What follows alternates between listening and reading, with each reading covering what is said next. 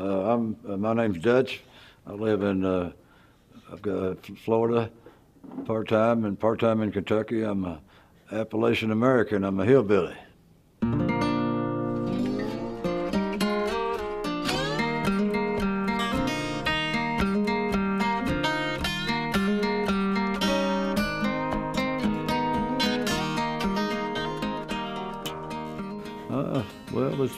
I grew up in the country, out on a farm. Just a quiet life, you know, a lot of work, a lot of hard times, but, you know, we all had a good life. Brothers and sisters? Yeah, I got a brother and one sister. Yeah. Got my family left, they're about all gone. I was like 12, no more than 13, and I got this little boxer. Cost me $8.50, and I got it from Dominic Chancey in Muldrow, Kentucky. You know, I wasn't supposed to do that, but I did it anyways, you know, lied about my age.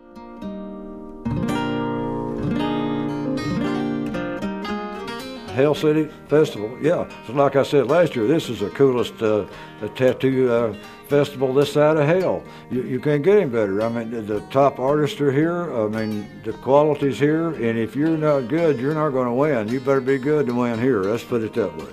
When you say that, then you say you've got good artists here. It's tops. It's tops. That's all I can say. It's just tops.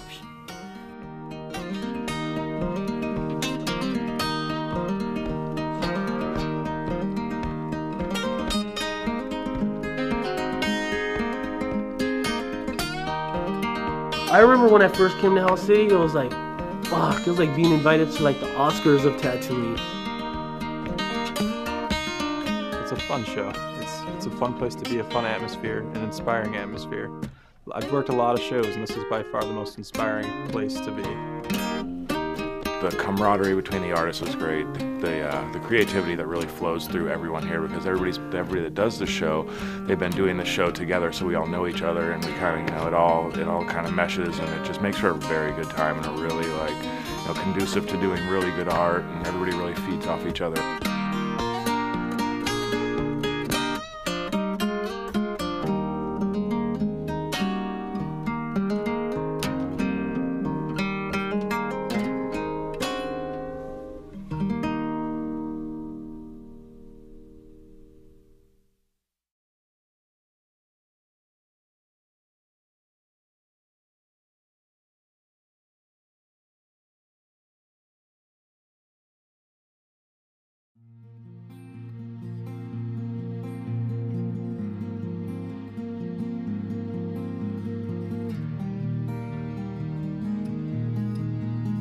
Tattooing is finally getting its place, you know, through ignorance and through just Hollywood using tattooing in a negative light, and just all of it, you know. And you know, certainly there was bad people with tattoos, but there was good people with tattoos too, and you know, but they would never promote the good tattooing that was being done, and now they do. You know, so now it has its place, and all these people that are getting all of this incredible tattooing on them, they should feel so fortunate, because this is a very magical time in tattooing. One of the things that I love about tattooing is it's been around since before the pharaohs. I mean, it's one of the oldest art forms ever. We were tattooing prehistorically. Like, it's older than writing, which means it's older than the Bible. It's older than any languages that are recorded on paper. We were tattooing basically when we were still trying to propagate our species, you know? Like, the oldest art we have in history are cave paintings in the south of France. And the subject matter of that art are people, and the people have markings on them. So it's like, tattooing might be older than cave paintings, which meant that we were tattooing for some reason. We found a reason to tattoo each other while we were being hunted by saber-toothed tigers and still trying to figure out, you know, domesticating animals and things like that. But if it's that important, if it's that widespread, there's definitely something primal in our DNA that is motivating us to do this type of creation. If you were tattooed and you rode a motorcycle, you really weren't really welcome around very many places because they thought you were trouble to start with, which really we weren't, you know. And then society, they would judge you, and you could, if you have it tattooed up, your appearance, which anybody knows, they'd hire somebody that wasn't tattooed before they would you, even though you could do the job better, you know. I mean, but myself, today, it's like we said before, I'm really welcome to see people accept tattooing in society, and Hell City's done a great job of promoting that. I mean, you know, my hat's off to them. You know, I mean, it's great. I think it's great, and I hope people stay that way.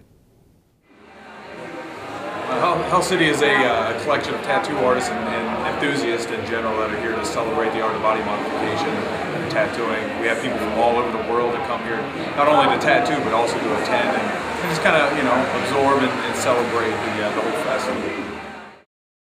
Well, I get drunk and I get stoned. I spend most my time alone. Well, I am a Midwestern man, son of Ohio. You know, from the time I was a little kid, I was always into art, showing mom and dad pieces of art, you know, and they always encouraged it. They were always impressed with what I, you know, would show them and stuff like that. And then when I was 14 years old, we got the clever idea of, hey, let's tattoo each other. You know, we'd start seeing a couple of our older friends start having tattoos. You know, we start seeing it around a little bit more, so that sparked our interest. 14 years old, we got into mom's sewing kit and got a needle and thread out, you know, and did these little tiny tattoos on our ankles. They were little X's. I mean, that was the whirlwind right there. That's what it took off, especially when it healed. You're like, whoa, you know, it's in your skin. You know, that opened up a whole new world of tattoos and a whole new world of art, seeing all that stuff on him. And now obviously that's something that I wanted.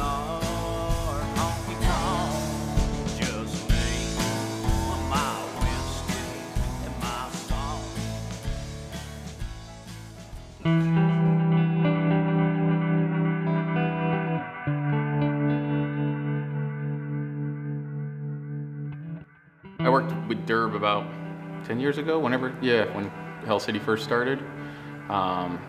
Was working for him at the time when he started to like get this idea of throwing a convention, and kind of like people were bitching about that they weren't getting out of conventions what they used to, like the tattoo tour. So Derb kind of, you know, had the idea that if nobody's doing it right, then maybe take control and fix the issue type of thing. So he, you know, thought he could build a better wheel, I guess. And did a good job.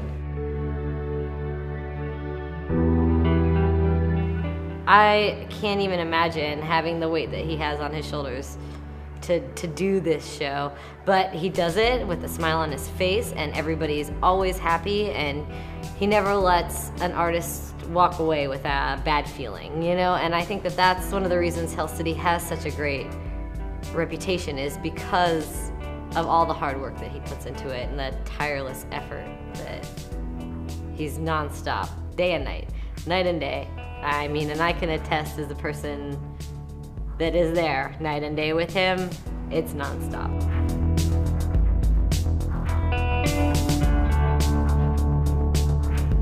From the first convention, it definitely grew in popularity. Like, it is something, you know, a lot of conventions kind of like look up to as like you know, he kind of set a standard in convention in America.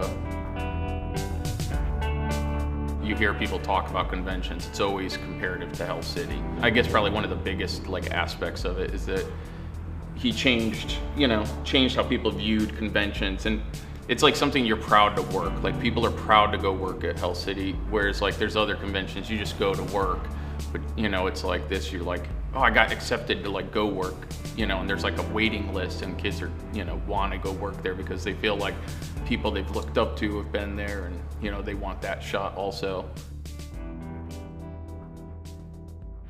The changes in tattooing have, when I got into it, it was kind of it was still kind of taboo, but it was just starting to grow, and now it's grown in leaps and bounds. I mean, it's not uncommon for to have 20 tattoo shops in a town.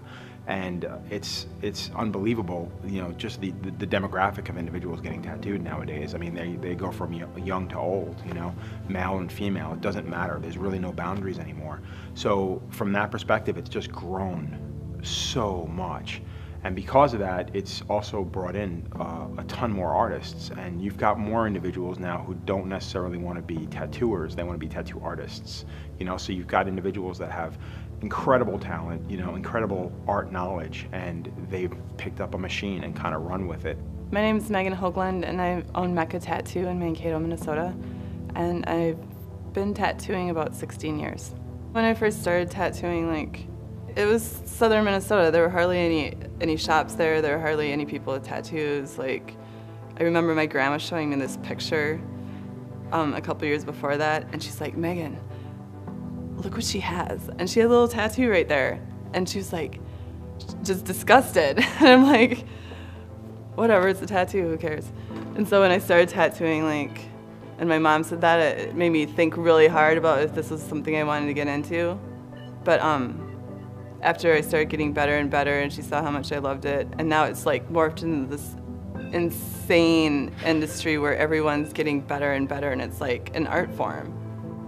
I do color and black and gray reproduction work, but I also do pretty much anything else under the sun.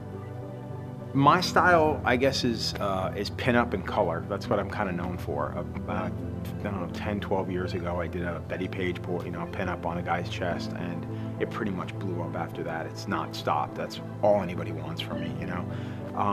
And I really enjoy doing it. It's still challenging. I've been doing it for, you know, nonstop for like probably 12 years, 13 years.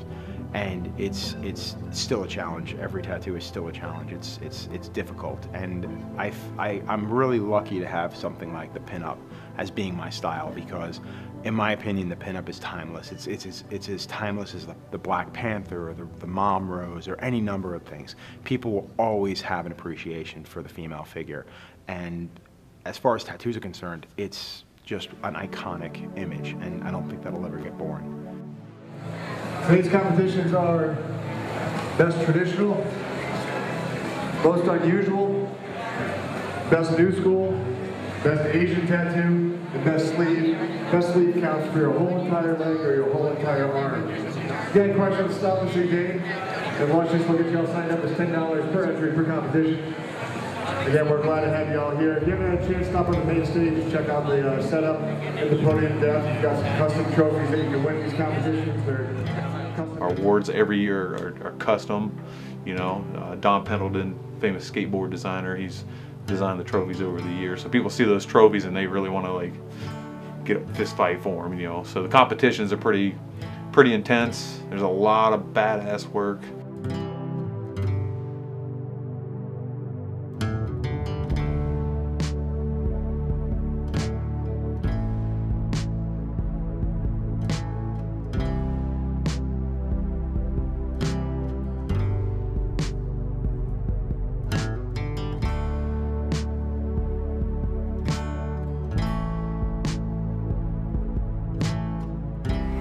Just to tell you a little bit about how we do the competitions here. This is different than how other competitions are usually done. It's not just for three judges. So we wanted to be really fair. And to be fair, we thought tattoos are not just judged on how's the tattoo.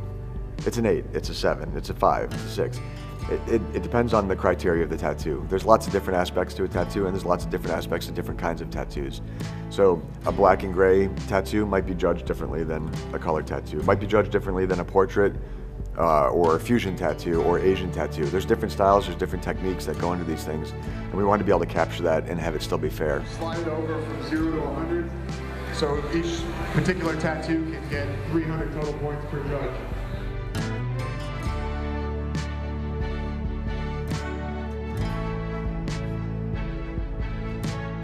It's funny, one of the funny things that happened yesterday on stage is I'll ask people sometimes what the motivation was behind their tattoo, and a lot of times you hear, which always cracks me up. People get some amazingly large tattoos and they say, I don't know. But you know, skulls are a staple of the tattooing world. They're sort of a classic tattoo, and just like some of the ones that probably people, when they stereotype about the tattooing industry, they think of skulls and daggers and roses and stuff like that. But you do see a lot of those things. But what's changed in the competitions is the level of art. I mean, it's obviously been progressing over time. And 10 years ago, there were incredible artists just like there are today, and some of them are still been at every one of our shows. But the technique and skill, it seems, has just like blown through the roof.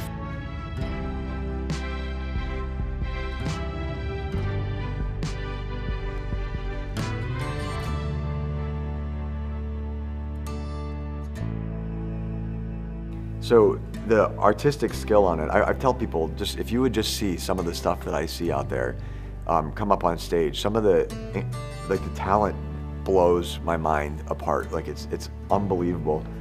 It's like seeing somebody dance beautifully or sing beautifully or play guitar like nobody else in the world. Like, you just can't imagine the talent that it takes. You feel like you could do that for hours and hours and hours and take a bazillion lessons, and you would never ever approach what that person can do. And I see that over and over again with artist after artist at our shows.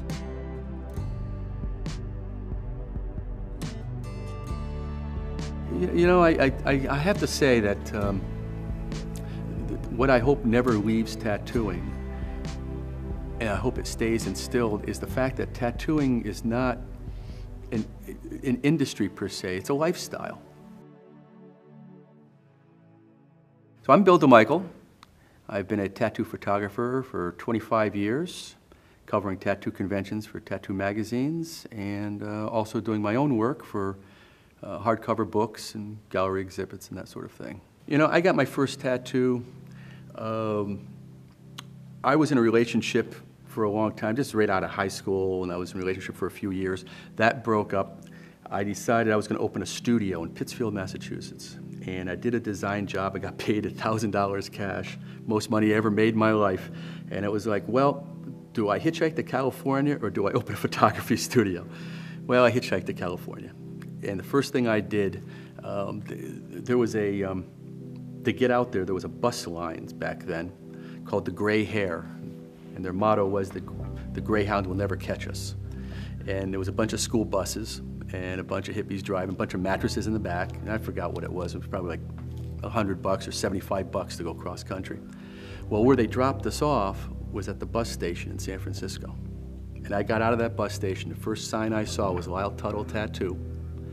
And he had just been on the cover of Rolling Stone. And so I walked in the shop, scared to death, just staring at all the flash.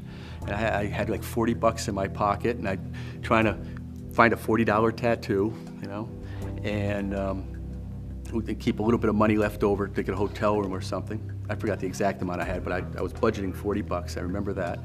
And I got my first tattoo in 1976 at Lyle Tuttle's tattoo shop.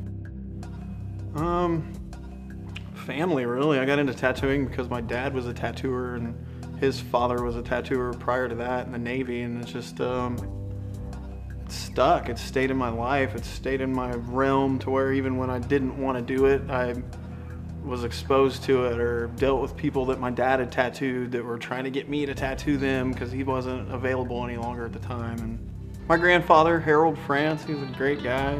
Like, actually, he passed away a year before I was born, so I say that in hopes that he was a great guy, I guess. A lot of people told me he was a really good guy. My grandmother's still alive, and she has never remarried and loves him to death still. And they married as soon as he got back to the States right after World War II. He had been in some of the Southeast Asian, you know, skirmishes and brought back tattooing. You know, he had seen it performed. He witnessed it on like the level of, hey, these guys are getting off a boat, getting a bunch of stuff picked in their arms or chest, and they're getting back on the boat. So you have to have some kind of foundation. When it comes to history, I think that is what instills the fact that it's a lifestyle. If you understand the lifestyle of the past, and it may, I don't know, some people may agree with the past, the history of tattooing. Some people may be embarrassed of it. I don't know. But that's the roots of what you're doing. And you have to respect it just by the fact that those roots got you to where you are, or at least gave you the opportunity for you to be what you are right now. So you have to have some respect for it. And I think by looking at it and understanding, I think it gives you an idea of the soul of the medium that you're working with. It's as simple as that. My grandfather came back. He was like from a heavy Catholic family that pretty much disowned him when he returned to the States. Like there was a portion of time period there where she's even told us that he didn't have any contact with his family. They were that strict against his whole approach to life after coming back from the military and bringing tattooing back, that they just didn't want anything to do with him. He was cast aside to them. So he just did his own thing. He built his own family of friends and people that cared about him and what he did as a profession, and he tattooed all of them. Everybody that he knew that was his friend got tattooed by him, or they weren't really his friend. Tattooing's never going to go away. It's going to be here. It's been here from the beginning of time. It's going to stay here to the end of time. That's a given. But what it's going to look like and what it's going to be and how it's going to be appreciated, that you have control of. So I think that's really important. So I do think the tattoo history is, I think it's wonderful. I call tattooing a folk art of the world. That's my opinion, because in every culture, every civilization, there's been some form of tattooing. And there's been tattooing methods and techniques that have skipped around the globe, just like pyramids showing up in different parts, and no one knows how they got there, and similar imagery. It's the same thing with tattooing. And folk art is an art of a particular region. Tattooing is a folk art of the planet. That's my opinion of it.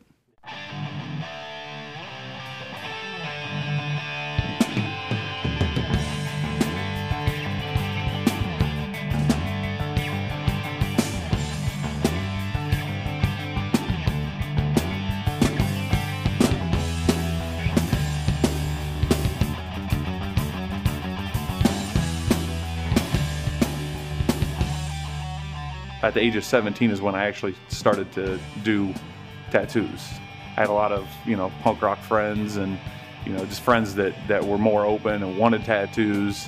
They knew that, I guess, artistically that I could handle the tattoos that they wanted back then. So I, 17, met a guy that knew how to make, homemade equipment.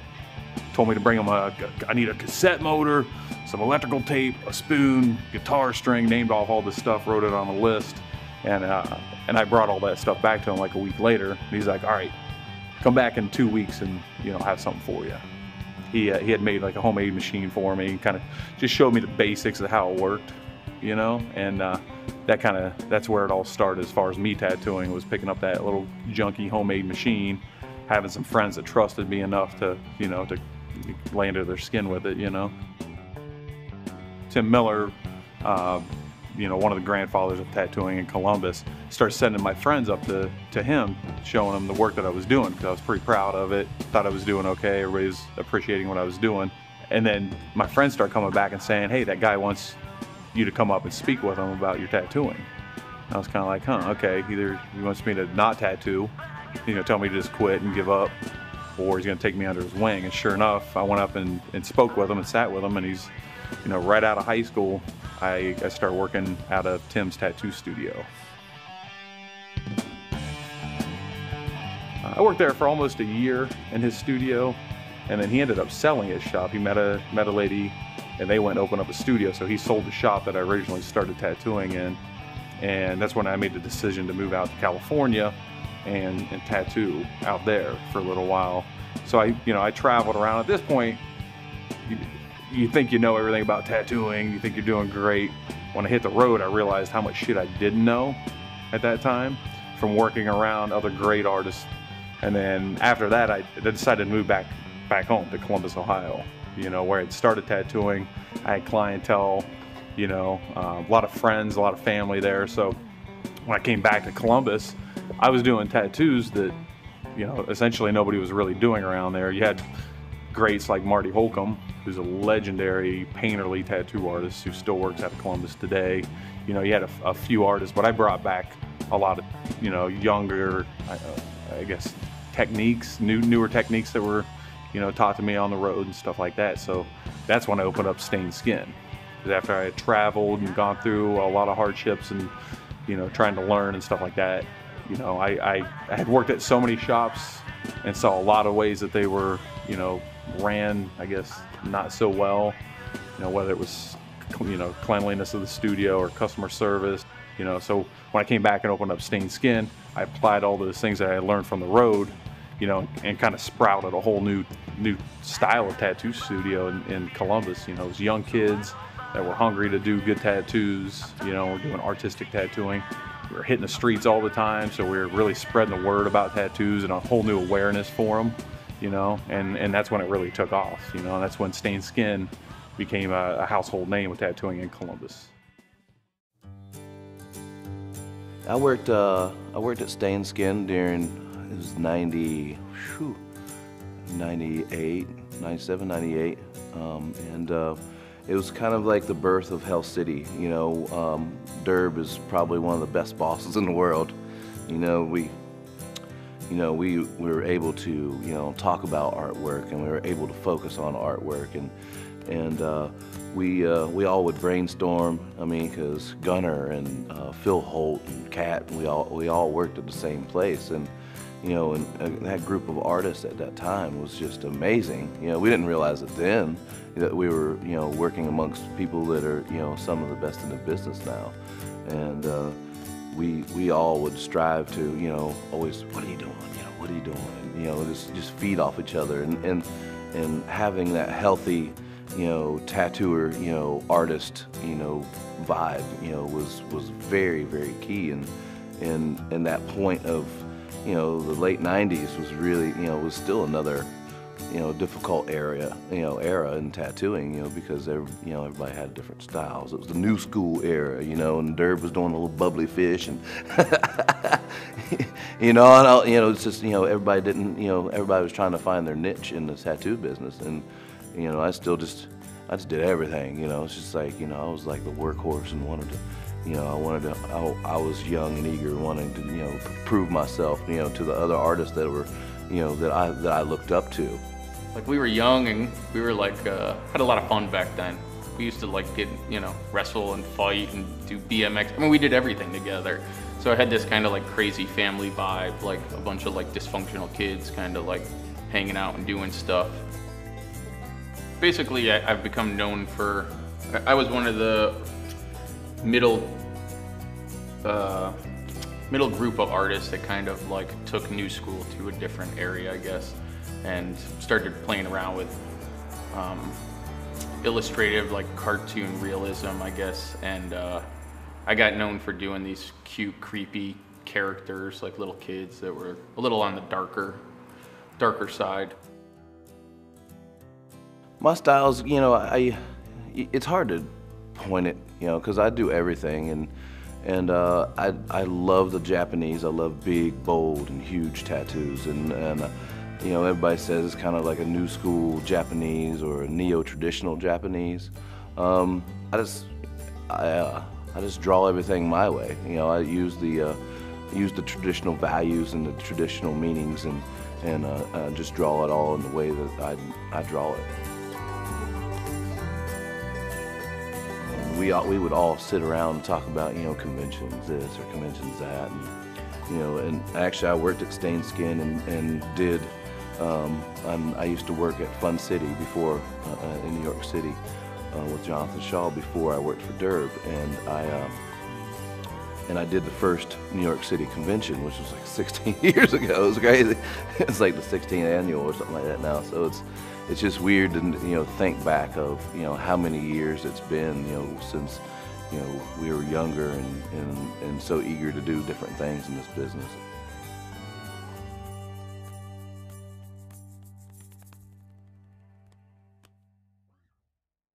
Hi, my name's Damon Conklin. I'm an alcoholic. I'm from Seattle, Washington. I own a tattoo shop there called Super Genius Tattoo. I've been going to conventions.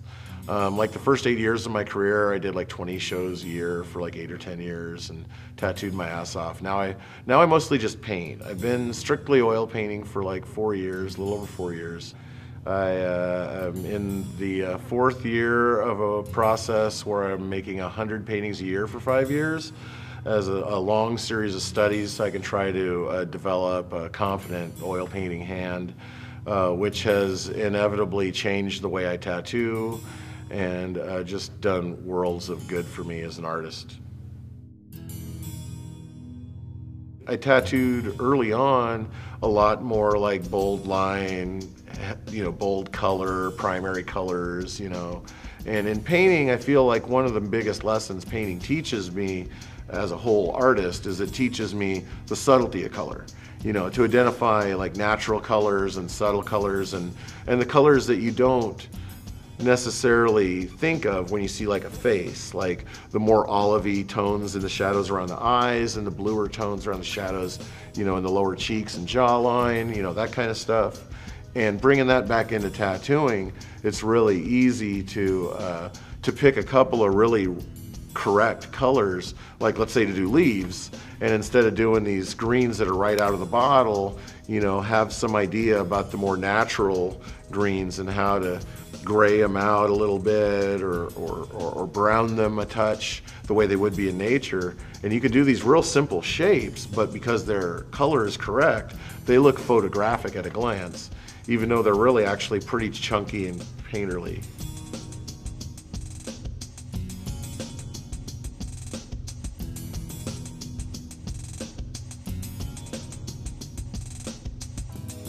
So bringing that into my tattooing is definitely, it's made, I think, my tattooing, it's given it a little bit of uniqueness, and not to mention just the ability to experiment wildly. I feel free to ruin like paintings. 1 out of every 4 or 5 paintings is going to be crap, terrible, it's going to suck. But in that I got to experiment. And then I can bring what I learned back into tattooing and confidently do things that are a step ahead of what I did even a week ago. You hear people say, well, I don't like tattoos. And I always say, you can't not like tattoos. You cannot want to get a tattoo and you cannot sort of like the idea of putting this art on your body forever. But saying you don't like tattoos is saying you don't like art. And that's kind of crazy. We would, if somebody said, I don't like paintings, we would dismiss them as somewhat crazy.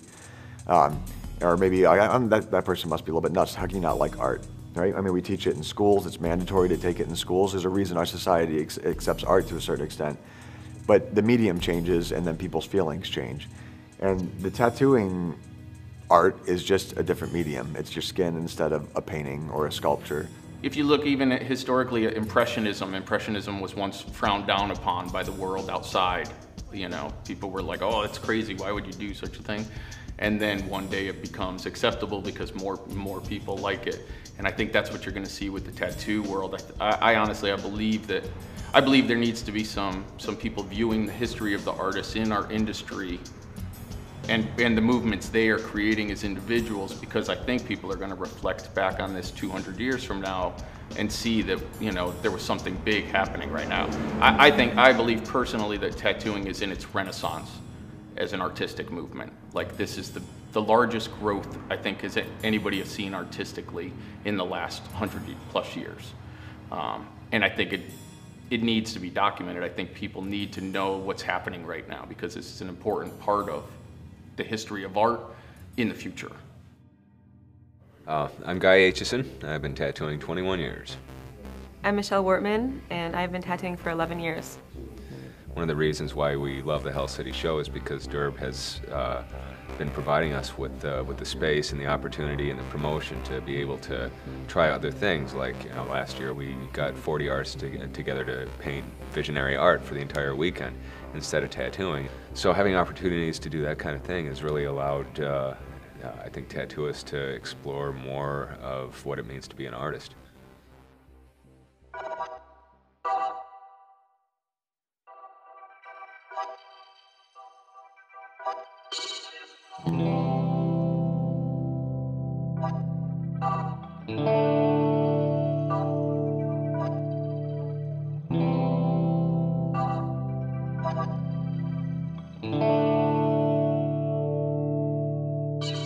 I feel like it's a key time in the growth of tattooing right now, with all the explosion of painting and other mediums going on.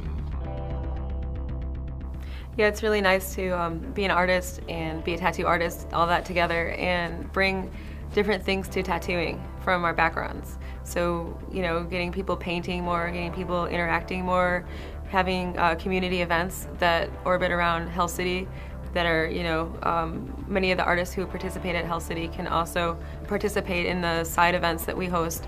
It just seems like a really win-win situation.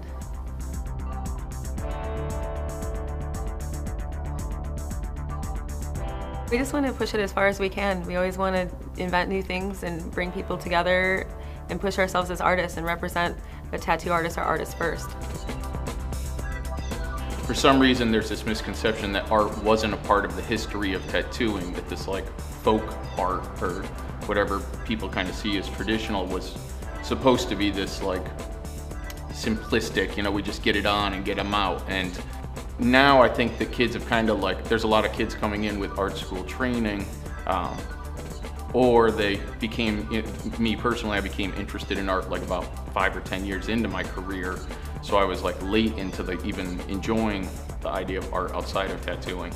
But it became this, you know, trying to like push your art and push tattooing. And so art kind of grew more beyond what people were doing. But I don't think that there was ever an art element missing. Like I think people are just missing their history.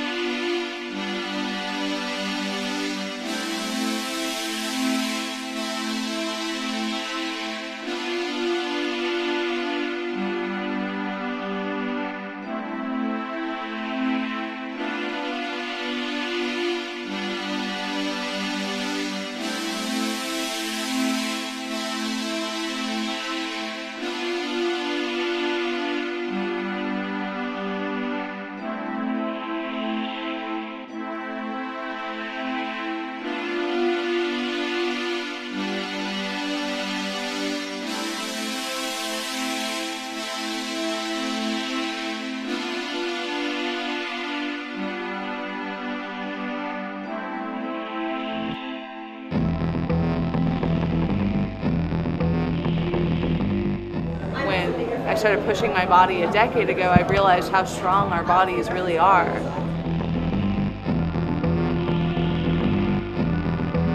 I was still raised with all the same concepts that pain is bad. So it wasn't until I started enduring pain that I realized what I needed to do to get used to the pain and feel the pain.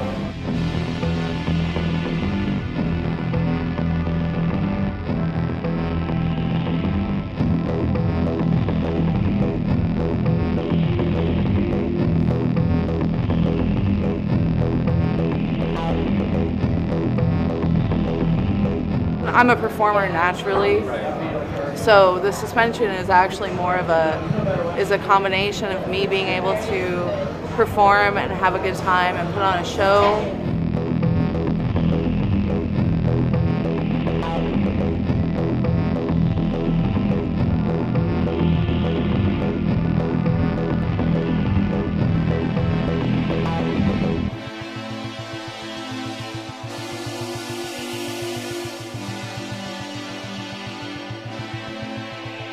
A lot of people assume that, you know, oh my goodness, look at them. They're so extreme. They must lead these extreme lives. It's just, we're normal. We're completely normal.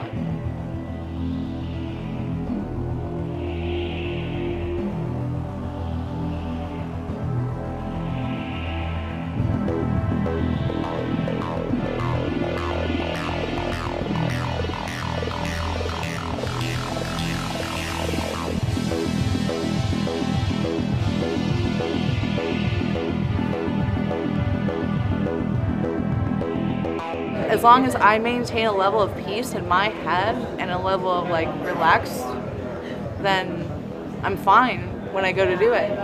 You know, I had no emotion about splitting my tongue when it was about to, the day of it happening. I had no emotion. I wasn't excited, I wasn't scared. I just kept this peaceful place in my head.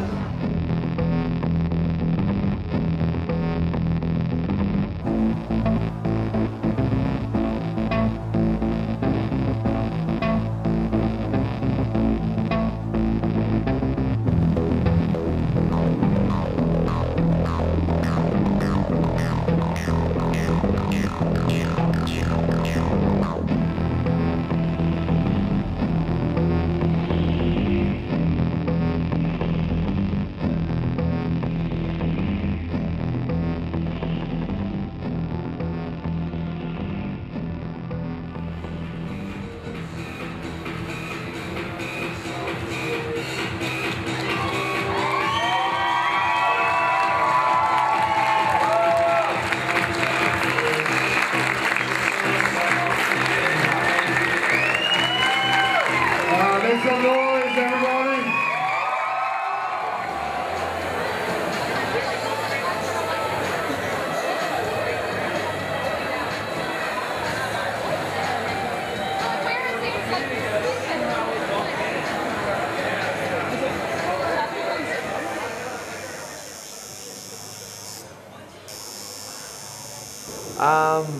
Well, I've been tattooing for about 12 years, but I only really feel like I've really started to give tattooing the energy it deserves in the last 2 years. You know, a good 20 years I've been street performing around the world and doing festivals. Okay, now people, it's okay.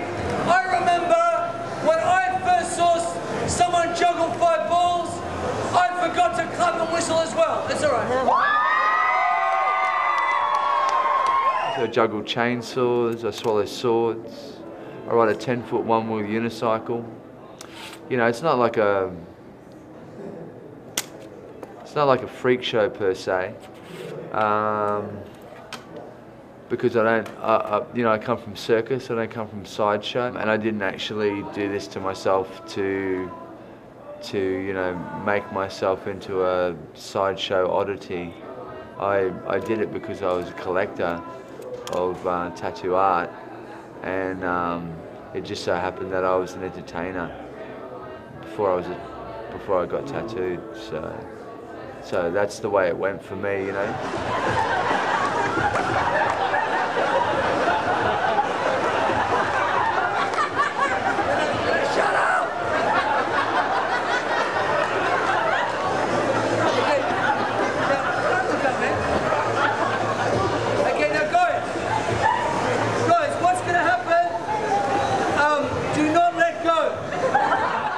A lot of other so-called entertainers in the industry do it the opposite way, which I don't necessarily think's a good way of doing it, because you've got to have a foundation first before you can just sort of, anyone can like tattoo themselves up, look like a sideshow oddity and do a few tricks that anybody can do.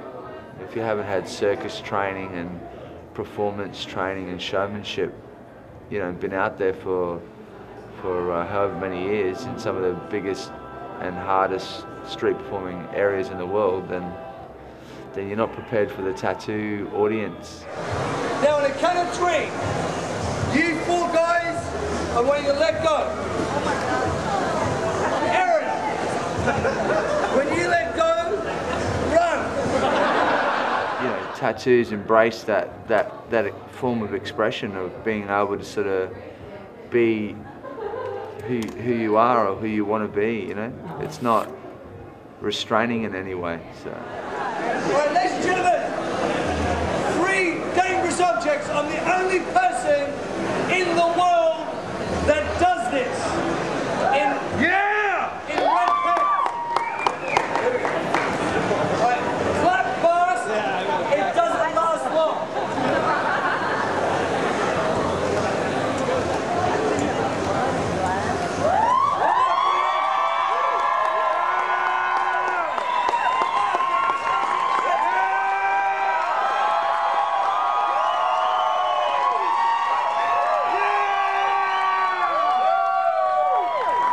This is Connie Trash, man. Fucking, I toured with him with the Ross Grimm Circus Sideshow around the Ozfest tour around America. Unreal. He was on tour with us.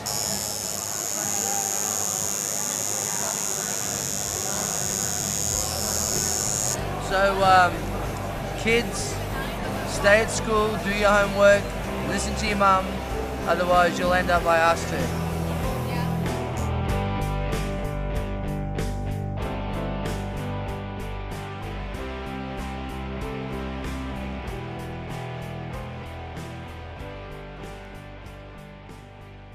Most of the people who know me know that I have a total love and appreciation for the human being.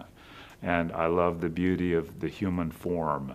And, you know, there's all different kinds of people, and they all have their own beauty. And if a tattoo artist cares about their work, and if they have any kind of feelings at all about their work, it seems like it would reflect in the way that they treat people and everything. That's their canvas, you know? So it's really cool to have that experience, to meet all these different people and to be a part of their life. I've been tattooing since 1972. I did my first homemade tattoo in 1969. The very first tattoo artist that would take any interest in me at all was Stoney St. Clair. And I had taken in a big stack of drawings to show to Stoney. And he looked at them, looked all through them, and he said, "You'd make a good one. Come back tomorrow." Like that. And I came back the next day. And he just had me running errands and everything. But what was really strange is while I would sit there and talk to him, he was right across from the train station, and all these cars would pull up. And every once in a while, somebody would walk across to the tattoo shop just out of curiosity. And he would tell me, he would say, "That person's a carpenter. That person, I think that person's a plumber." And they'd be in the shop for a few minutes, and he would almost always would nail it. And I don't he just had studied people for so many years that I thought, what an ability. But he saw so much.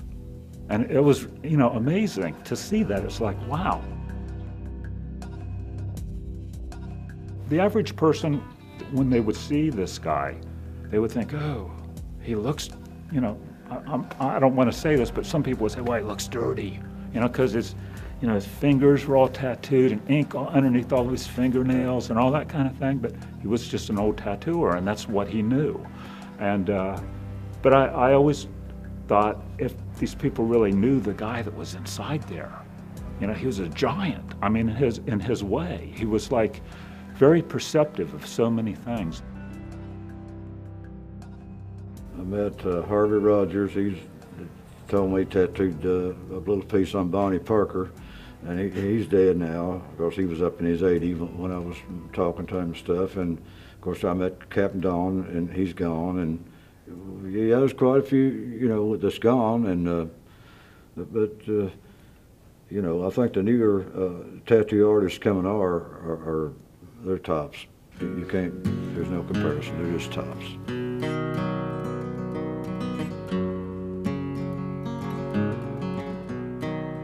Scott Winsky, from LaGrange, Kentucky. I've lived in Kentucky all my life. He had a farm. We'd go down there and hang out for a day, and a lot of things we do outside of tattooing, you know, and that's a big part of Dutch too, is like the tattoos are kind of the introductory to Dutch, you know. It's like that gets your attention, but then once you start talking to them, there's a whole lot more there than, you know, just the tattoos. They just tell part of the story. And I did this angel for my memorial piece to my mother, and I did this one piece. I used to be a riverboat pilot, captain, years ago. I did my Air Force stuff in 1967. I was in the Air Force in Germany. Well, I did this stuff up here. To start with, it started out to be a woman. It was an ugly woman. So my artist turned it into a skull, and then, you know, Scott finished it on up and made it, you know, look good. My artist I've got today, Scott, he's the best.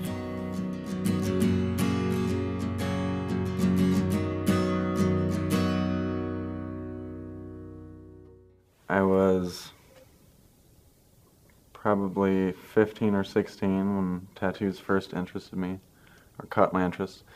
And I guess it was just friends at school that had actually figured out how to do it themselves before I even had ever, you know, hadn't learned anything about tattooing or whatnot, or had no idea how it was done and that sort of thing.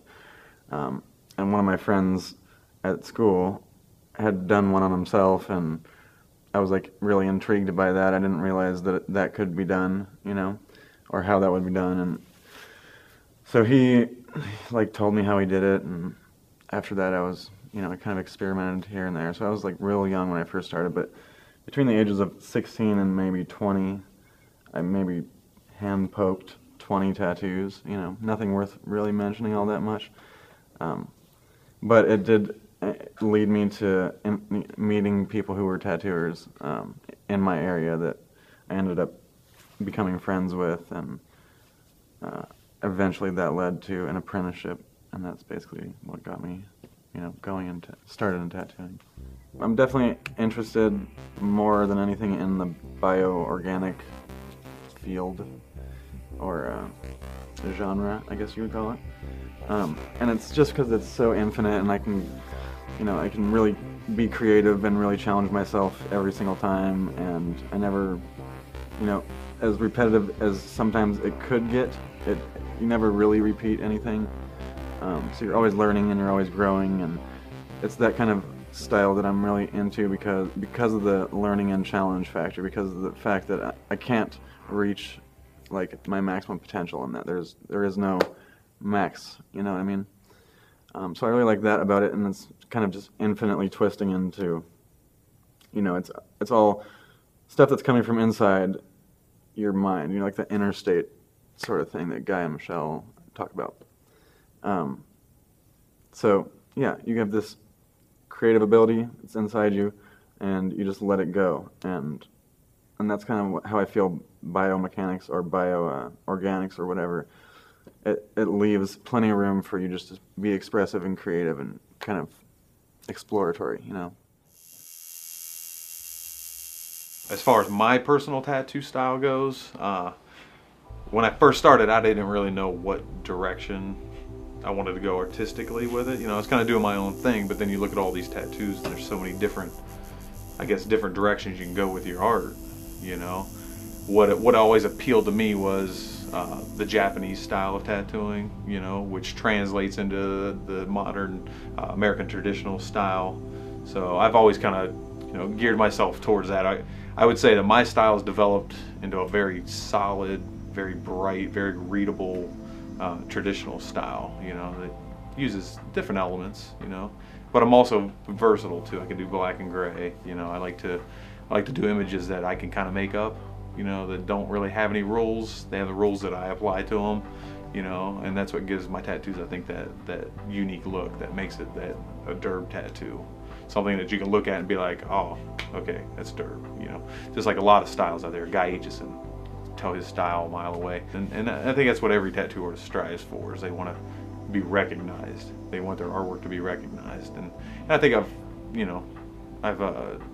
definitely got that over the last 20 years of refining things and kind of solidifying the look that I'm going for. If you're diligent and you're really on it every day, and you're striving, and you're doing your homework, you're reading, you know, looking at other tattoos and watching other people tattoo, you know, kind of helps you develop that style. Conventions are a great example of that. You know, you come out of a tattoo convention more inspired than you've ever been. You feel almost shitty about your own artwork because you're around, you know, super high caliber of tattoo artists. That makes you go home and just bust your ass and try harder to be the best you can. One thing about what Derb does that's good for our industry is that he puts the right group of people together. Like, he doesn't just like randomly place artists. Obviously, he's been in the business a long time. He's friends with pretty much all of us that are here. So he's like on a one-on-one level. So I think that's what makes Hell City even that much more better, because he's so personal with every artist that he's here. That's what kind of makes it the show that it is. That's what kind of makes it stand out from the other ones too. I'm Mario Rosenow. I'm co-owner of Art Junkies Tattoo in Hesperia, California. I've been coming out to Hell City for since I think the second one that they had, and it's a great time. It's probably the best show that's in the United States. Yeah, I'm Mike DeVries. I've been doing this show for a few years, and the great thing about it is it's almost like they say, it's a tattoo vacation. You know, it's really cool. I'm Nico Hurtado. I've been tattooing 8 years. I'm from the high desert in California, Hesperia, California. I work at a shop called Ignition Tattoo. I've been coming to Hell City for 5 years maybe? Yeah. My first experience with Hell City, I ended up coming out just as a spectator. You know, I had been tattooing, but I really admired a lot of the artists that had worked at it. I know that when I first started tattooing, and I think that the younger generation just really doesn't get it, but you know, Nico and I used to fly out here and come to these shows before we ever even started working them. You know, clear across the country when it was in Ohio. And we would take seminars, and we would just stand there and literally just watch people tattoo all day long and not move, you know, and go through every single portfolio. I came out and got tattooed by Guy Atchison. It was a really good experience. Actually got to judge one of the contests. It was before anybody even knew my work or anything like that, so it was an honor, man. Like, it was really fun. It was really inspiring, and ever since then I've tried to work the show, and I've pretty much done the show since.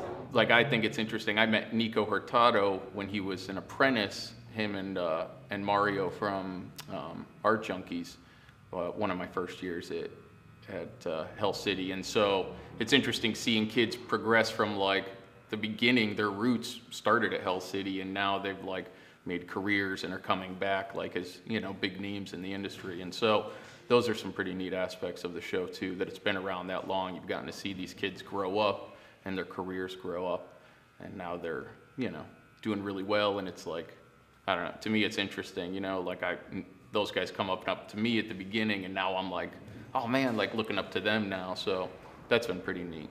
It's just everybody's getting so good nowadays. It's just pushing everybody to get better and better, you know. And the Hell City show, I mean, everybody here that's attending is good. I've never really had a bad experience at Hell City at all. The worst thing is probably being intimidated by the other artists that are usually here, you know, because there's a lot of amazing work that's coming out, but it pushes you and makes you work hard. So I come to Hell City all the time. I do Columbus, I do Arizona. I support Durb in everything he does and all the shows that he's doing. I love Hell City, man. I come to all his Hell City shows. The best thing about it is the caliber of artists that we got going on in this place, man. It's ridiculous. So you having fun? Yep. What do you think of Hell City? It's my favorite show. Favorite show? Yeah, definitely. Been booked all weekend? Yeah. You're usually booked every weekend you work this show, aren't you? I'm almost booked up for next year's Hell City. That's what I like to hear. So, and you're coming to the Phoenix show? Oh yeah. Okay, good. Yeah. And what's the name of your shop? MD Tattoo Studio. You're a big inspiration to a lot of guys in this industry, and your tattoos are obviously top notch. So thank you. We're glad to have you here and have you as one of our artists. And I'm glad to be here. Honest, it's a great show. I look forward to this show every year. Good. Yeah. Well, good time. Thanks for being here. Well, my name's Matt, and I've been coming to Hell City for probably 8 years now. I live in Mesa, Arizona, and I think this is the best convention around. I think the first time that I actually felt like that it's going to be craziness from here on out is when I got my chest, and it was my first real tattoo shop, not junky, like really good piece, and I'm like, I'm going all the way. And ever since then, I've just been blowing through everything, just getting it as fast as I can.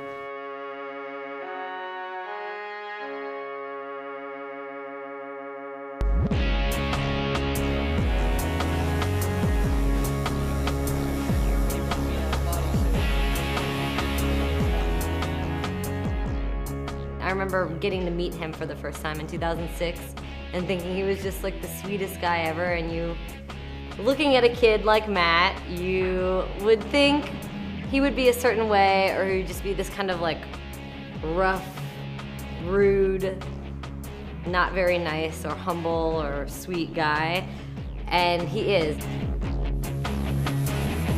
Like, I've never really seen any of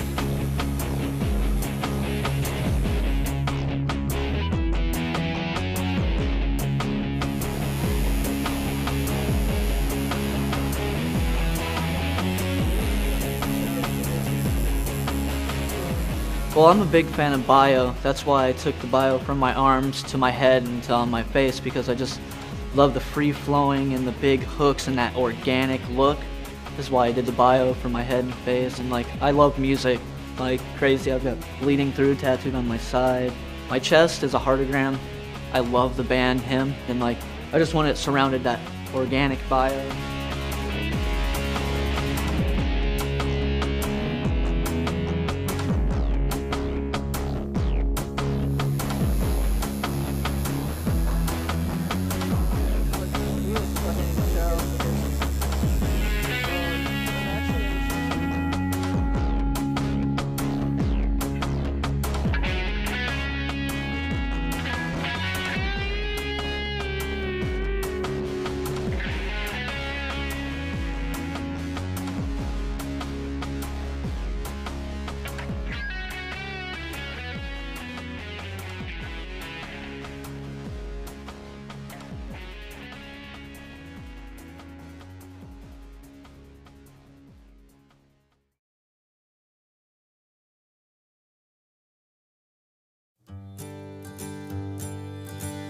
I'm lucky if people at Circle K talk to me because the sides of my face are tattooed.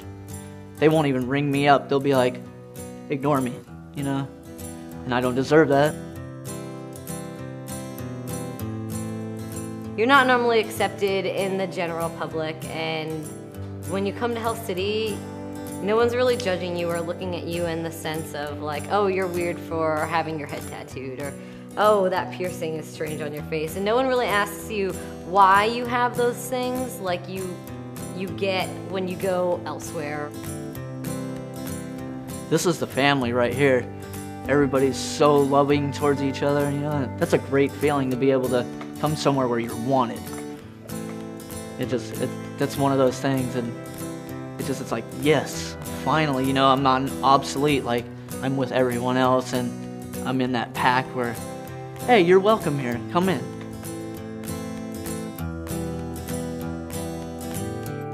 It just makes me feel alive again, you know, it brings back that where I feel like I'm nothing to, I'm around people that actually give a shit about me and like love me for no matter what I look like. Like I became so close with Derb, I talk to him all the time, and like, he's an incredible guy, you know. Alyssa, amazing photographer, and then became friends with you guys. Like, it's the best thing in the world to be able to come somewhere and you know you've got friends everywhere no matter where you go. There's nothing else to explain. It's perfect.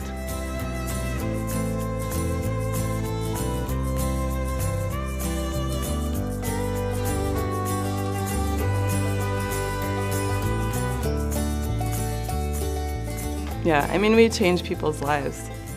I mean, we have people sitting in our chairs for hours and hours at a time, and some of them end up being like therapy sessions. And I've seen people have epiphanies, like just by stuff we're talking about while they're there, where, I don't know, we have some pretty deep conversations sometimes.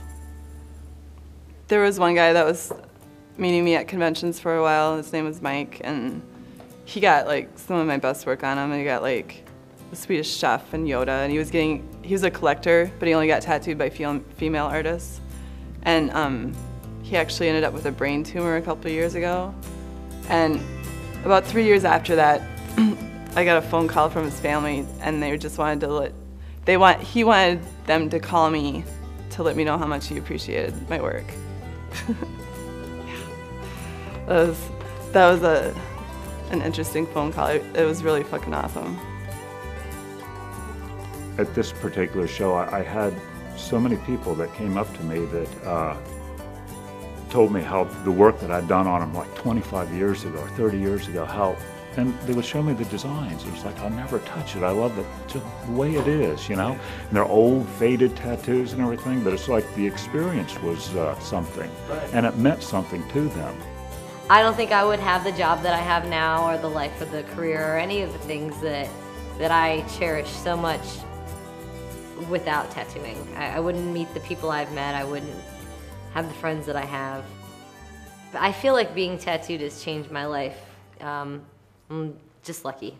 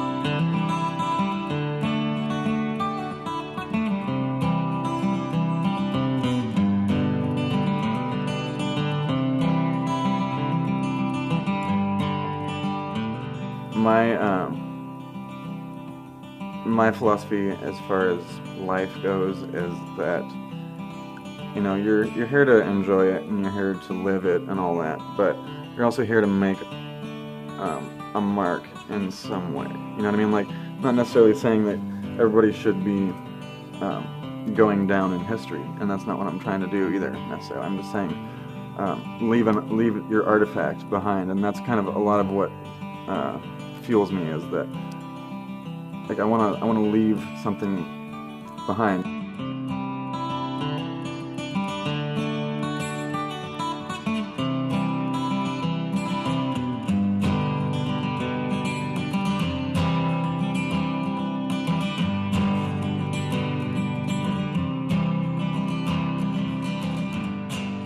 I was always very concerned about not being the guy to cause trouble in tattooing, you know, to do everything that I can to carry this incredible art form on, and don't do anything to hurt it in any way. I don't know if I succeeded, but I did try. That was my goal.